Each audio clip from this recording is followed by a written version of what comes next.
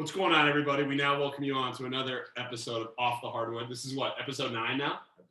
Episode 9. We got it up and rolling. If you guys didn't check out our last episode with Sean Nolan, be sure to tap into that. We have a very special guest on hand. This might be our biggest biggest guest to date. Tyson, you want to do the honors? Yeah, so today we have longtime NBA coach Melvin Hunt on the pod with us. How's it going, Uncle Mel? It's going great, man. Hey, if I'm your biggest guest, I got a lot of work to do, man. I got a lot of work to do. Oh, all right. Let's get into it. So, for the viewers at home, Coach Mel, he started his basketball career at University of Baylor, right? Baylor University. Yes, sir. All right. So, can you just talk to us a little bit about your career at Baylor?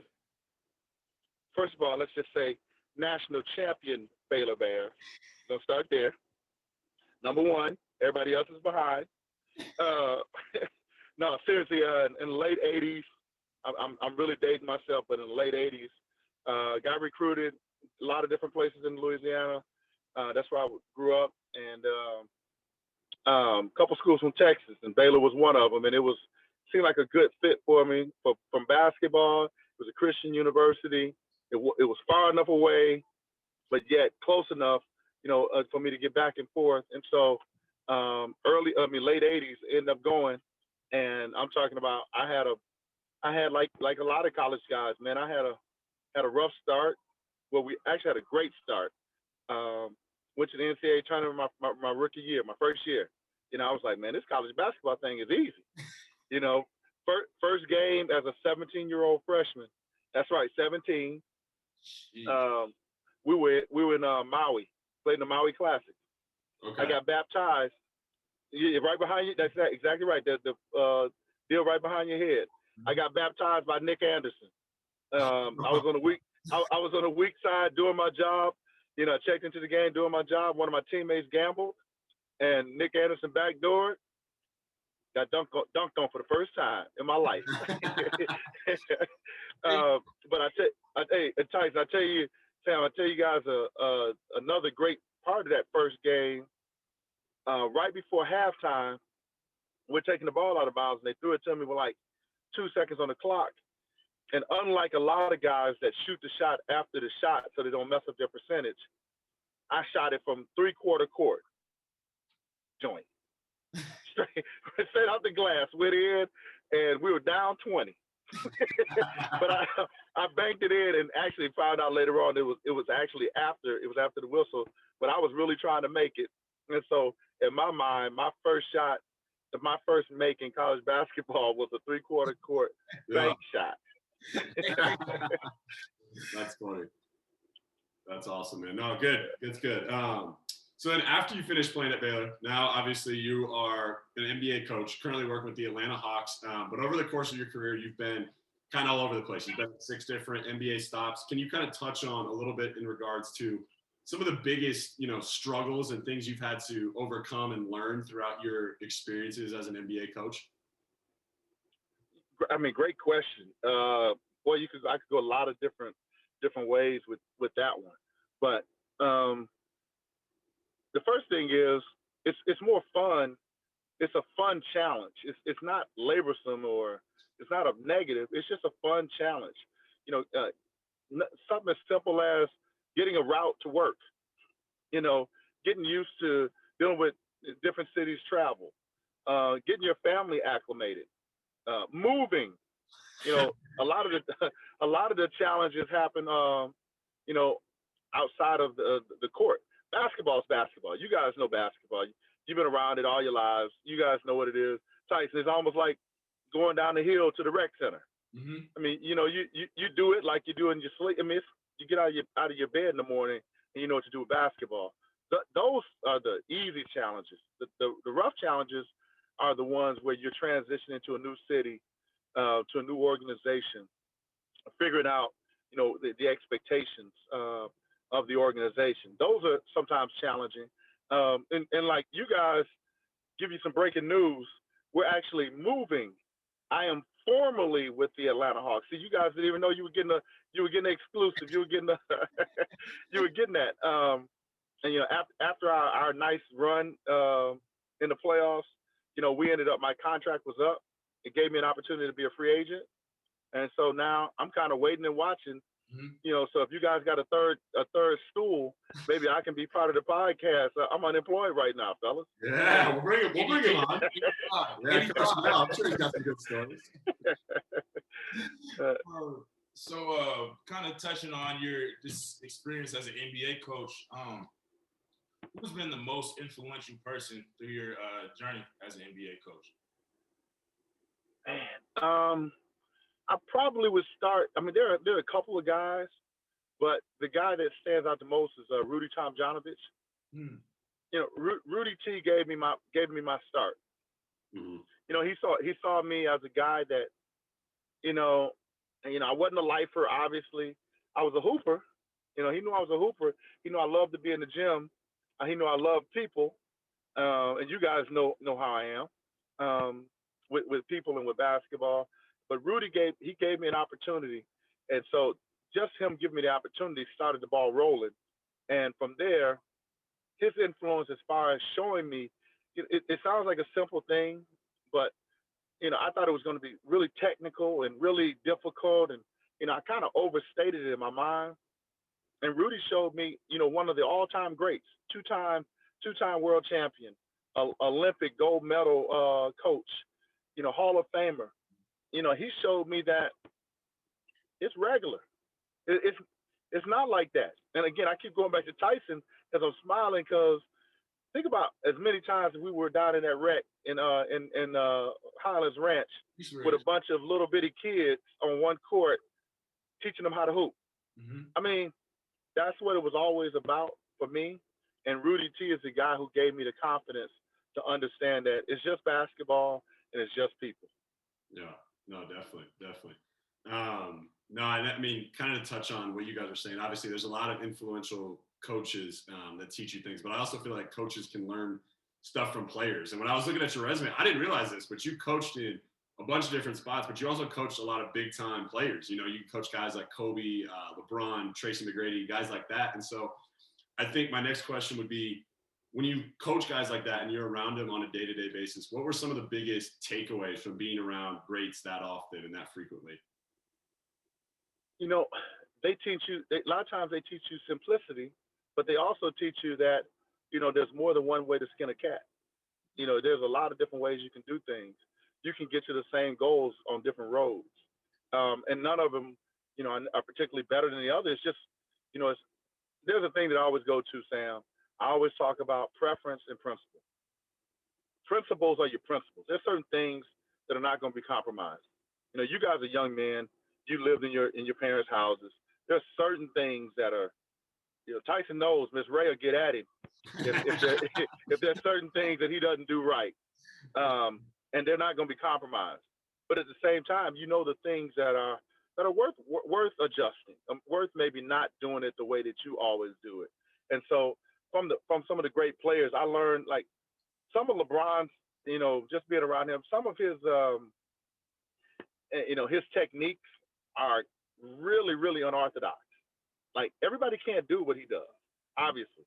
And it's so natural for him, so it helped me grow. And then with Kobe, man, it was crazy. Fellas, I never could let Kobe be the front of the drill. I could never do it because he made it look so easy. He made the exceptional look so easy. Sometimes I think it would be disheartening for the guys coming up after. So I always made him, I said, Kobe, just get in the back of the line for me, dog. He said, just help me out because, they couldn't mimic what he was doing a lot of times just because he's so unique. So, that's one of the biggest takeaways for me with some of the great players. It's funny, the list, of great players. Yeah, it's a really nice list. But some of the greatest things I learned were from the guys like the J.J. Bareas of the world, who are normal mortal like all of us. But he figures out a way to make it look easy.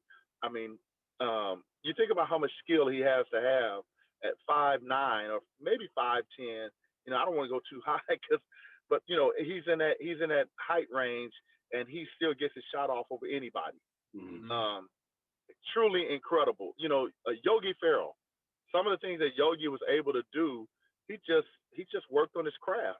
And many times we marvel at the great players, the Dirk Nowitzkis of the world, the Lebrons and Melo and all those guys. But a lot of times, man, you pick up on stuff from guys that you're like, man, just a guy you're thinking, how does he do that every night? And it's because a guy, one, they work. Obviously, they work at their craft, but at the same time, they find little technicalities. They find that's what I love about pros, man. They're forever finding a technicality, Yeah. finding a way to beat your drill, Mhm. finding a way. I think I heard you guys mention Sean Nolan earlier. Yeah. Sean and I used to be in the gym a ton when I was in Colorado, and we would, I would bounce things off of him, and you could just see his brain go, I never thought of it like that. So and it helps, man, when you can see it early in your career. It helps you with the success of your career because then hey, it's not just my way. That is an old way of thinking as far as coaching, and I think the more we get away from that, my way or the highway type of coaching, I think the better off the game will be, and the better off players and coaches will be. Yeah, no, definitely. 100%. And you talked about JJ Barea, and as many of you know, JJ isn't blessed with LeBron's athleticism or dudes who have just crazy height. But what's a key ingredient for guys who stay in the NBA as long as they do, or who have long NBA careers? Well, the biggest confidence. I mean, a confident player is a player that can always find a way. When you just believe, and you just believe in what you can do and who you are, it just gives you a chance. And that belief, some of it I'll admit, some of it's unrealistic. It's unrealistic belief. I used to tell my son Miles, y'all know Miles. I think Sam, I think Miles gave you a bucket of juice, you and Tyson. I got pictures of that, but but yeah, I used to always tell Miles that pros do have unrealistic approaches and have unrealistic mindsets as far as what they can and can't do. Yeah, part of it is that, but I'll admit a lot of it comes back to their confidence comes back to the fact that they've worked, they've spent time with their game, they've spent time with their bodies, and because they've done that, you always resort back to your work. You look at it, you say, hey, I've been here before. I've been in the gym. I've worked on this shot. I know I make this shot, or I know I've worked on my body. I know I can cut this guy off. And so for a guy like JJ, he's put so many hours in on his craft. He can't help but believe it. So confidence is probably the biggest ingredient that I would say.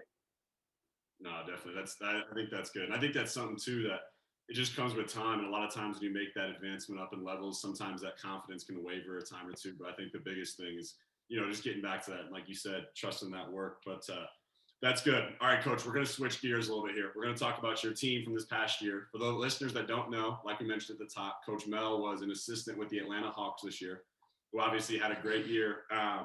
But also, beginning of the season, it wasn't all easy. You guys had a coaching change and went through a lot of things. Kind of just talk about this season and what, it taught you and what the whole experience was like for you. Well, the first word that comes to my mind, Sam, is professional. Yeah. We go through a lot of different changes quickly in the NBA. Changes within the game, changes from practice to practice, if you get a practice, from shoot around to shoot around. Changes and adjustments are the things that really make pros. And this year that's exactly what it was. It came back to, how quickly we could adjust and, take what we had in front of us and work with it. We were 14-20 when they fired organization let Coach Pierce go. Now, let's talk about that situation first. We were going to get better. We were beat up. Nobody cares. No fans, no front office, no ownership. They don't care if you're beat up. We were playing some of the guys that had to contribute, and I'm talking about really good players with all due respect, but they're guys that probably shouldn't have had that much of a load this early in their careers. Skylar Mays is the guy that comes to mind. Nathan Knight. Yeah, you guys should be sitting there with those empty faces right now because you don't know them. You don't know them. Skylar was the 50th pick in the second round for us this past year out of LSU, and Nathan Knight was undrafted. Nathan Knight came in and won 2 games for us off the bench. Skylar Mays helped us win a game in Boston because of his aggression. Um, they were playing. These guys were playing. But Rondo was on our team. He was injured. Danilo Gallinari was on our team. He was injured. Bogdan Bogdanovic, he was injured. Cam Reddish was out for a number of games. We did not have a starting 2 guard. So with us being 14 and 20, as a coaching staff, we were kind of like, we're okay. We're in a good place. We were about to get healthy. We knew once we got healthy, we were going to be. Now, did I know we were going to get to the Eastern Conference Finals? Of course not. I'd be lying if I told y'all that. But the reality of it was, we knew once we got healthy, we were going to be able to make a run. We knew we were a playoff team. We really believed that, but we just had to be patient. And so at 14 and 20, when they decided to pull the trigger, we all had some decisions to make as far as what we're going to do next. I think our team, they really understood, hey, we got to make up some ground. We're healthy now. We need to start hunting. Instead of, we need to get out there and start hunting and walking some people down. And I tell you what, man, from the defensive side of the floor, everybody wants a sexy, pretty game, scoring a lot of points. But our guys gradually started to understand that we were only going to go as far as our defense took us. Mm-hmm. And if you start looking, even some of those great games we had in Madison Square Garden, Trae Young silencing the crowd and shushing them, all that was beautiful. But we were locking up. We were guarding people. And I'm gonna give a shameful shout out to my boy Deandre Hunter. Deandre Hunter, that whole run doesn't happen if Deandre Hunter doesn't suck it up with a beat up leg. He was another guy that had been out most of the year. He had a beat up knee. He played that full New York series, and he was a key to us holding them. We had a goal of we want to keep people at 108 points a game. That's 27 points a quarter, which is quite a feat in the NBA, in today's NBA, the way games are played. And DeAndre, we put him on everybody from D Rose, their point guard, all the way to Julius Randle, their starting power forward. Mm-hmm. And he was comfortable with all points in between. So our guys really bought into the defensive end of the floor. The Kevin Huerters of the world stepped up and defended guys, that were quite naturally, they just were probably better players, who people would think. But he did a great job of defending those guys, and that made the run sweet. And so all the adjustments, we made some adjustments offensively. We did some cute and clever things. But at the end of the day, our group really bought into defending. And we knew, man, a lot of times I would get ready to run into the huddle and try to get the guys on the same page and talk defense. And but it was great. I took 2 steps towards the huddle, and I saw what was already going on. And Tyson knows I don't have an ego. I backed right up out of that huddle and said, man, y'all do it. And, we had enough confidence in them and belief in them that they would handle it. And a lot of times they did just that. Yeah. So, that run, that magical run that everybody enjoyed, it was born out of, it started with a 14 and 20 start. It quickly moved to believing in each other and really trusting and staying together through the adversity. And then it just snowballed. Then it became second nature for the guys. We didn't have to beat them over the head with those things. That they came in the games knowing, hey, if we defend, we're gonna give ourselves a chance. Yeah, absolutely, absolutely. I'm glad you touched on that, because fans like to see dudes score and all this and that, but what comes down to winning games is coming together on the defensive end, like you said. So yeah, that's good stuff. So like you said, Trae Young kind of became a villain in New York. Can you touch on like the energy in Madison Square Garden and just like the energy of that series? I mean, me and Sam were watching the games down here, just like you had a front row seat for the best content on TV, man. Dude, I tell you what, from the ball boys in New York to the fans out front, I had a great moment. We're leaving the hotel. You get ready to leave the hotel, and they're swarmed around our buses. I mean, the fans are waiting on us. Yeah. They're outside chanting. They're talking crazy. So I walk out one game day, must have been game 2. I don't remember which one it was, but I'm walking out, and one of the guys messed with me. Hey, Coach McMillan.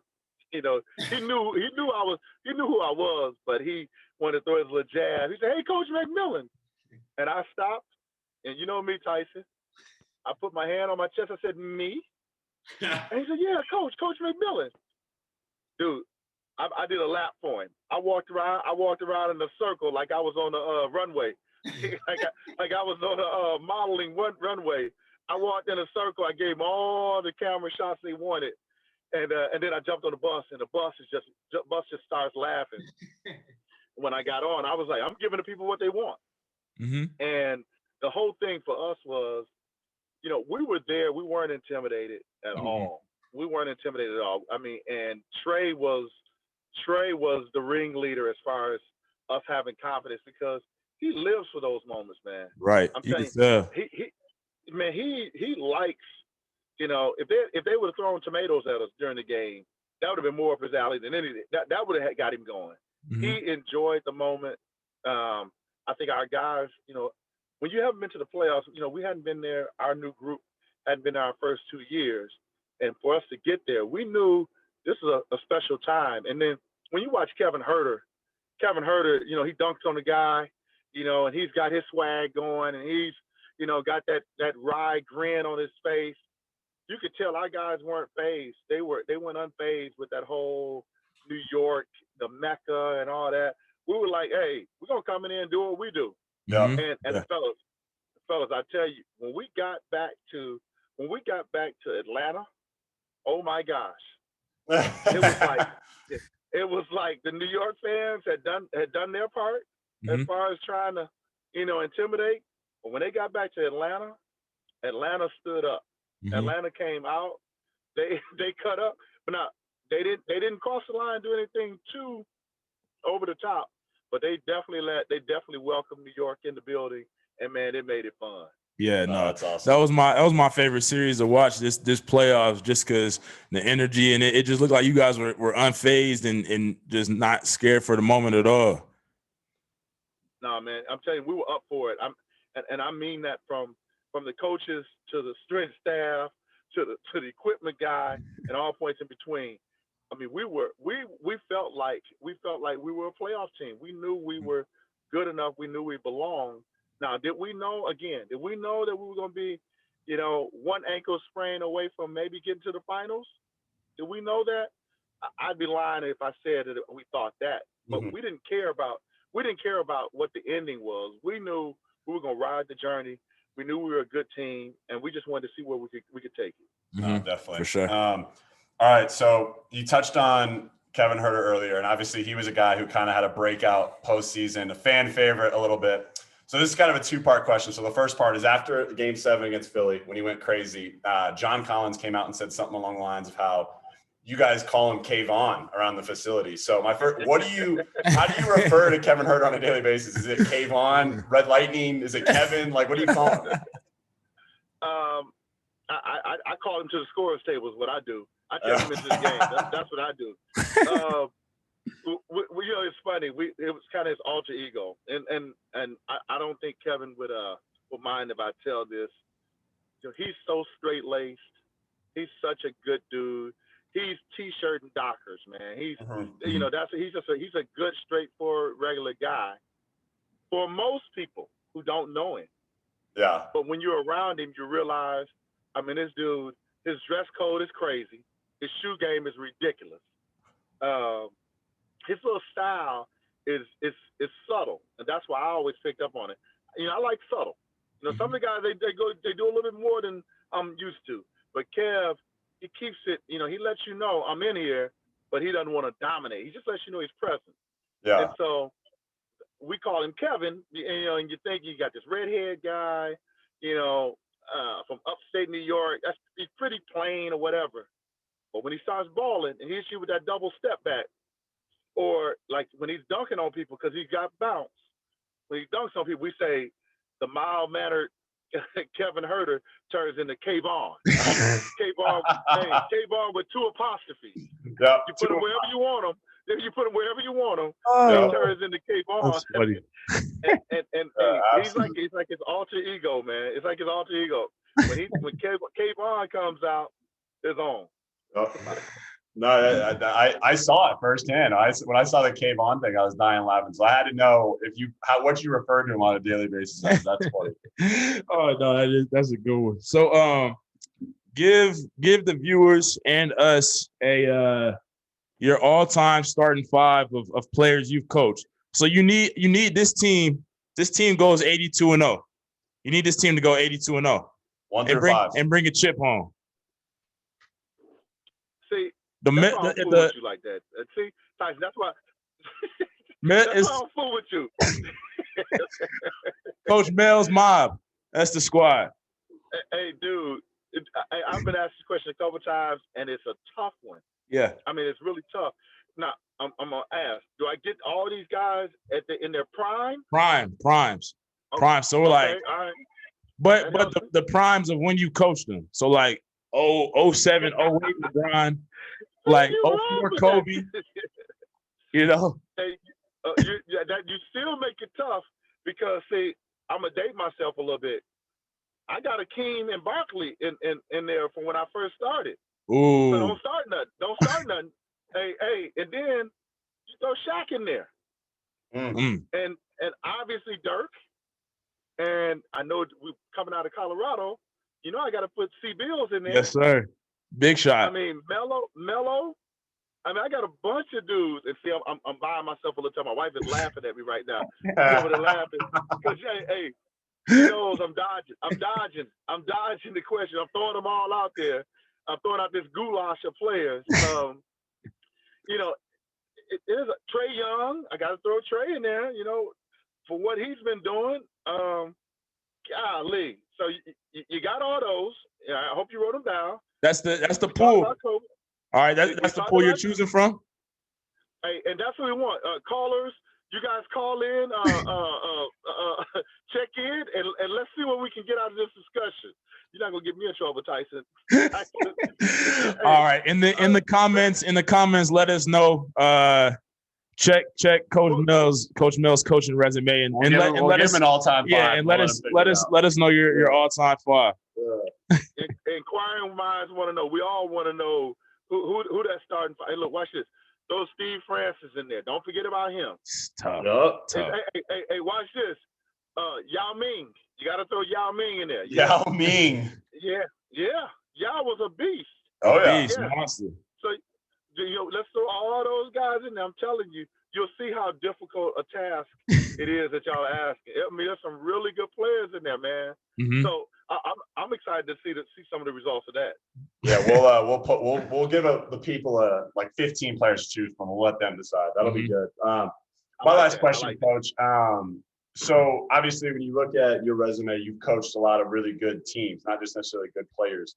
And I always like asking guys at this level kind of their opinions on what makes a really successful team at that level. And so I'm curious to hear your thoughts and opinions on, from your experiences, what allowed those teams to be so successful and so good. Sam, great question. And you guys know I love talking to players about teams and about players. The reality of it is, I'm a coach. I love the profession. I respect the profession. But at the end of the day, players make teams. Mm-hmm. You got to have good players. And some of us coaches, sometimes I think we lose sight of it, and our egos get in the way, and we start talking about how good we are. And I don't want to discount what we do, but it starts with having the right ingredients. And I just think that there's when players buy in, when players come in, they buy in and they want to do it. They want to accomplish the goal. I think that's the most important thing, is having the players that are bought into what you're selling.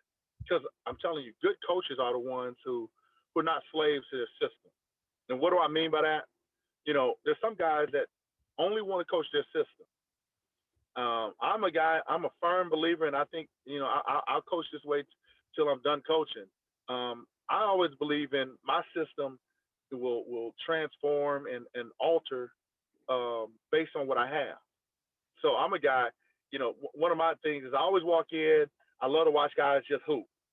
And I'm going to watch what's going on when they hoop, and I'll figure out who my starting point guard, the best candidate is. It might not be, Tyson, no disrespect, it might not be the 5'11" kid. Mm-hmm. It might be the 6'6" kid who may be a little bit slower, but he knows what he's doing. Mm-hmm. And now, in Tyson's defense, my go-to guy as far as my catch and shoot game might be the 5'10" guy, might be the 5'11" guard, who's like Patty Mills, who can really move without the basketball. So I'm a firm believer in you evaluate, you see what you have, and then you start putting the team together. You start putting the pieces, in place. I think that's a huge part of making a good team. Is not coming in saying, hey, we're only going to be a ball screen offense, or hey, we're only going to be a catch and shoot team. I just think that limits you. Sometimes you miss out on some golden opportunities. Imagine if LeBron's coaches had said, hey, with your body and your size and your athleticism, you're going to play power forward. Imagine, we wouldn't be wearing LeBrons right now. You miss out on some great opportunities. So I just think that, going into it, the thing that makes really good teams are when you can evaluate your players and you put people in position, to do what they do best. I think you guys remember when Golden State was making that run with Iguodala. Mm-hmm. And when he came on, and Iguodala, told Steve Curry, kind of let him off the hook. He said, hey, bring me off the bench. I thought that was one of the best things that he could have done for that group, because it gave them a different kind of edge. Mm-hmm. Iguodala was willing to be a facilitator, as opposed to being in a position where he maybe had a different role, and it changed the whole dynamic of their team. I look at it the same way. When you have guys that they're team first, and you two guys have always been that, since you were little guys. When you're a team first guy, sometimes, Sam, you're a scorer. Sometimes the worst thing that you can do is be a passer. Just being honest. Sometimes that hurts the team. Mm-hmm. But when you see guys that are willing to accept their roles and being a star in their role, I think that makes a team work. Yeah. And you definitely. look at the two teams that we just saw in the finals. Classic examples of doing what was best for the team. Mm-hmm. I just think that goes a long ways when you're talking about being successful. Yeah, for sure. So that was that's all. That's all we got on the docket for you, Coach. Yeah. Man, we really appreciate you coming on. This was awesome for us. We're excited to follow you in the career. Hopefully, we'll get out to some games and come to Denver. Yep, we got to get the squad back together for a little Southridge run. Yeah, that's what I'm talking about. Hey, now I got a question for y'all. What's up? We're ready. Yep. Hey, see, my wife over here, she knows I'm petty. hey, one-on-one, you two right there, one-on-one. Hey, three games. The first game, you only get 3 dribbles. Okay. I'm honest. I'm looking at Sam. I think Sam may have something there. Second game, unlimited dribble. All right, unlimited dribble. And then the third game will be a wild card. You play from whatever spot on the floor you want to with a passer. Okay. We've probably done this about 100 times. Yeah, and we're about 50 and 50 all the time. That third game, if we're playing to 6, it's win by 2. We're going to 15. Yeah, 100%. And it's a lot of fouls. Yeah, a lot of fouls. When Tyson gets healthy, we'll play that out. Yeah, we'll get back to it. Yeah, we'll get ready. All right. Hey, now, and this, I'm sorry. The last thing I got. Yeah. Tyson, me and your dad, we're both. Hey, me and your dad together. We're a team. But watch this. You got both of us. We're 35-year-old us. Okay. Okay. I'm 35. Your dad's 35. Okay. We're playing against you two scrubs. Oh. The thing about it is 35-year-old, my dad still had a little bit of a gut, so I got us. Sorry, Tom. I had to put you on the spot. Yeah, that's right. Yeah, I'm gonna Tyson on that. Hey, and 35-year-old me, I had a gut too, so okay, I give you that. I got us for sure. Oh, that's funny. I take that. Yeah, thanks, Coach. We really appreciate you coming on, man. This is a lot of fun. Have a safe trip back and everything. But yeah, we appreciate you taking the time to come on. We'll talk soon. Got that third chair for you. Yeah, definitely. All right, fellas. I appreciate you guys. Anytime. All right. All right. Thank you. All right. Thanks Bye, fellas. See you.